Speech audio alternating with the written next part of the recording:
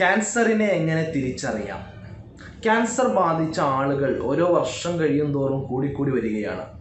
ഒരു വർഷത്തിൽ ഏകദേശം 1,40,00,000 ആളുകൾക്ക് ക്യാൻസർ ബാധിക്കുകയും അതിൽ 50% ആളുകൾ അഥവാ 70 ലക്ഷത്തോളം ആളുകൾ ക്യാൻസർ ബാധിച്ച് മരിക്കുകയും ചെയ്യുന്നുണ്ട്. ഇങ്ങനെ 50% മരണസംഖ്യ ഉള്ളത് കൊണ്ടാണ് എല്ലാ ആളുകളും ഇതിനെ വളരെ ഭീതിയോടുകൂടി കാണുന്നത്.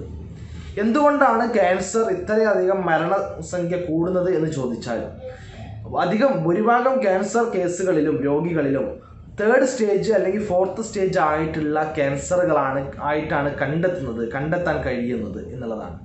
വളരെ വേഗത്തിൽ തന്നെ 1st സ്റ്റേജിലും 2nd സ്റ്റേജിലൊക്കെ ക്യാൻസറുകൾ കണ്ടെത്തുകയാണെങ്കിൽ അതിനെ കുറച്ചുകൂടെ കൂടുതൽ ചികിത്സിക്കാനും വളരെ പെട്ടെന്ന് ആ രോഗിയെ സേവ് ചെയ്യാനും നമുക്ക് സാധിക്കും. അതുകൊണ്ട് ക്യാൻസർ ഉള്ള ആളുകൾ ശ്രദ്ധിക്കേണ്ടത്, അല്ലെങ്കിൽ ക്യാൻസർ ബാധിച്ചിട്ടുണ്ടോ, അല്ലെങ്കിൽ ക്യാൻസറിൻ്റെ ലക്ഷണങ്ങൾ എന്തെല്ലാമാണ്, തുടക്കത്തിൽ കാണിക്കുന്ന ലക്ഷണങ്ങൾ എന്തൊക്കെയാണ് എന്നാണ് ഇന്ന് പറയാൻ ഉദ്ദേശിക്കുന്നത്.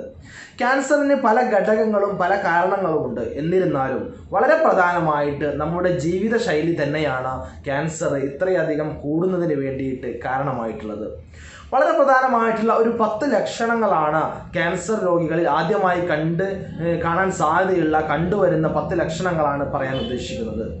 ആദ്യത്തെ ലക്ഷണം വിളർച്ചയാണ്.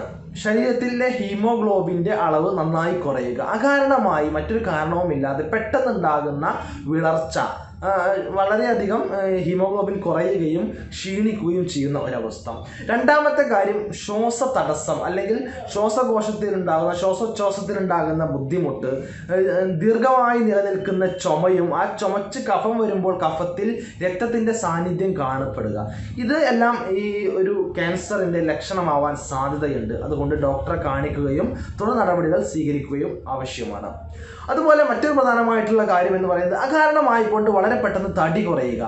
സാധാരണഗതിയിലുള്ള ഒരു മനുഷ്യൻ വളരെ പെട്ടെന്ന് മറ്റൊരു അസുഖങ്ങളോ കാരണമോ ഇല്ലാതെ വളരെ പെട്ടെന്ന് തടി കുറയുക, അത് കാരണം വളരെ ക്ഷീണിച്ച് ഒന്നും ചെയ്യാൻ കഴിയാത്തൊരവസ്ഥയിലേക്ക് അയാൾ മാറുകയാണെങ്കിൽ നമ്മളിത് ക്യാൻസർ ആണോ എന്ന് ഉറപ്പുവരുത്തുന്നതിന് വേണ്ടി ഡോക്ടറെ കാണണം, നിർദ്ദേശങ്ങൾ തേടേണ്ടതുണ്ട്. മറ്റൊരു പ്രധാനപ്പെട്ട കാര്യം മൂത്രമൊഴിക്കുമ്പോൾ മൂത്രത്തിൽ രക്തങ്ങൾ ഉണ്ടാവുക, രക്തത്തിൻ്റെ പാടുകൾ മൂത്രത്തിൽ കാണപ്പെടുക എന്നുള്ളത്.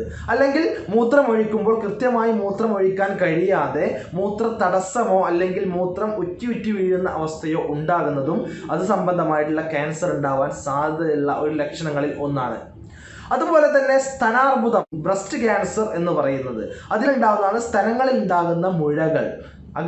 വളരെ പെട്ടെന്നോ അല്ലെങ്കിൽ വളരെ ചെറുതോ വലുതോ ആയിട്ടുള്ള മുഴകൾ കാണപ്പെടുക. സ്ത്രീകളാവുമ്പോൾ ഒരു 35 വയസ്സിന് മുകളിലുള്ള സ്ത്രീകളൊക്കെ ഇടയ്ക്കിടയ്ക്ക് സ്വന്തം സ്തനം എക്സാമിൻ ചെയ്യുകയും എവിടെയെങ്കിലും മുഴകളോ തടിപ്പുകളോ പാടുകളോ കാണപ്പെടുന്നുണ്ടെങ്കിൽ അല്ലെങ്കിൽ വേദനയോ മറ്റോ ഉണ്ടെങ്കിൽ ഡോക്ടറെ കാണിക്കുകയും അതില്ല എന്ന് ഉറപ്പുവരുത്തുകയും ചെയ്യേണ്ടത് നിർബന്ധമായിട്ടുള്ള ഒരു കാര്യമാണ്. അതുപോലെ മലദ്വാരത്തിൽ രക്തസ്രാവം ഉണ്ടാവുക, മലബന്ധം ഉണ്ടാവുക, അല്ലെങ്കിൽ കൃത്യമായിട്ട് മലം പോവാതിരിക്കുകയും അവിടെ ബ്ലീഡിങ് ഉണ്ടാവുകയും ചെയ്യുക. അത് തെറ്റിദ്ധാരണ പരമായി ഹെമറോയിഡ്സ് ആണോ പൈൽസ് ആണോ എന്ന് തെറ്റിദ്ധരിക്കപ്പെടുകയും ക്യാൻസർ കണ്ടെത്താൻ വളരെ ലേറ്റ് ആവുകയും ചെയ്യാറുണ്ട്. അതുപോലെ തന്നെ മറ്റൊരു പ്രധാനമായിട്ടുള്ള കാര്യമാണ് പ്രോസ്റ്റേറ്റിൽ ഉണ്ടാകുന്ന മുഴകൾ. പ്രോസ്റ്റേറ്റ് ഗ്രന്ഥി, പുരുഷന്മാരുണ്ടാകുന്ന പ്രോസ്റ്റേറ്റ് ഗ്രന്ഥിയിൽ മുഴകൾ ഉണ്ടാവുക, അത് കാരണം മലബന്ധം ഉണ്ടാവാം, അല്ലെങ്കിൽ മൂത്ര തടസ്സം ഉണ്ടാവാം. അത്തരത്തിലുള്ള ക്യാൻസറുകളും ഉണ്ടാവാൻ സാധ്യതയുണ്ട്. മറ്റൊന്നാണ് ആർത്തവ വിരാമമുള്ള സ്ത്രീകൾക്ക്, അഥവാ ആർത്തവം നിലച്ചുപോയ സ്ത്രീകളിൽ വീണ്ടും ആർത്തവം വരിക. അപ്പോൾ അത് വീണ്ടും ആർത്തവം തന്നെയാണ് വരുന്നത് എന്ന് തെറ്റിദ്ധരിക്കാതെ അത്തരം ഉണ്ടാകുന്ന ബ്ലീഡിങ്ങുകൾ കൺഫേം ചെയ്യുന്നതിന് വേണ്ടി ഡോക്ടറെ കാണിക്കുകയും എന്തെങ്കിലും യൂട്രസ് സംബന്ധമായിട്ടുള്ള ക്യാൻസറുകളോ മറ്റോ സെർവിക്കൽ ക്യാൻസറുകളോ ഉണ്ടോ ഇല്ലയോ എന്ന് കൺഫേം ചെയ്യുകയും അത്യാവശ്യമാണ്. മറ്റൊന്ന് ശരീരത്തിൽ തൊലിയിൽ കാണപ്പെടുന്ന മറുകുകൾ അഥവാ കാക്കപ്പുള്ളികൾ എന്നൊക്കെ പറയുന്നത് സാധാരണമായി കൊണ്ട് വലിപ്പം കൂടിക്കൂടി വരിക, സാധാരണ ഉള്ള വലിപ്പത്തിൽ അധികമായി വലിപ്പം കൂടിക്കൂടി വരിക, അതിൽ പ്രത്യേകതമായി എന്തെങ്കിലും കാണുക, അങ്ങനെയൊക്കെയാണെങ്കിൽ ഉടനെ ഡോക്ടറെ കാണുകയും അതിൽ എന്തെങ്കിലും ക്യാൻസർ സാധ്യതയുണ്ടോ എന്ന് കണ്ടെത്തുകയും ചെയ്യുക. ഉണ്ടെങ്കിൽ അതിന് ഉടനെ തന്നെ ചികിത്സിക്കുക.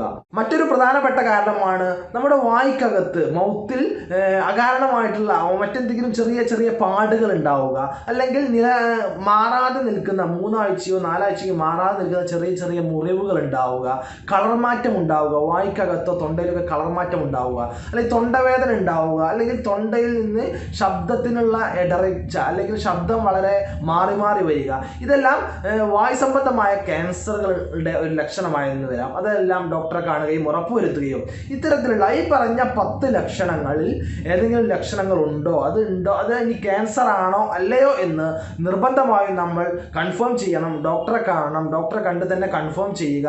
എന്നിട്ട് ഇത് ആവശ്യമാണെങ്കിൽ അതിന് കൃത്യമായിട്ടുള്ള ചികിത്സയും എടുക്കുകയാണെങ്കിൽ ക്യാൻസർ അതിൻ്റെ 3rd സ്റ്റേജിലേക്കും 4th സ്റ്റേജിലേക്കും പോകാതെ നമുക്ക് അതിൻ്റെ 1st സ്റ്റേജിലോ 2nd സ്റ്റേജിലോ തന്നെ അതിനെ പിടിച്ചു നിർത്താനും കൃത്യമായിട്ട് ചികിത്സിച്ച് പൂർണ്ണമായിട്ട് ഭേദമാക്കാനും കഴിയും. അതിനുള്ള ചികിത്സാ രീതികൾ ഇന്ന് ഒരുപാട് നമ്മുടെ നാട്ടിൽ ലഭ്യമാണ്.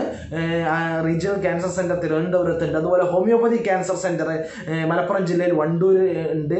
അതുപോലെ അങ്ങനെ പലതരത്തിലുള്ള ക്യാൻസർ സംബന്ധമായ ചികിത്സകൾ ഇന്ന് ലോകത്ത് ലഭ്യമാണ്. ഈ വീഡിയോ ഉപകാരപ്രദമായി എന്ന് തോന്നുകയാണെങ്കിൽ ഇത് നിങ്ങളുടെ ബന്ധുക്കൾക്കും കൂട്ടുകാർക്കും മറ്റു എല്ലാ ആളുകൾക്കും ഷെയർ ചെയ്യുക. മറ്റൊരു വീഡിയോയുമായി നമുക്ക് വീണ്ടും കണ്ടുമുട്ടാം. നന്ദി, നമസ്കാരം.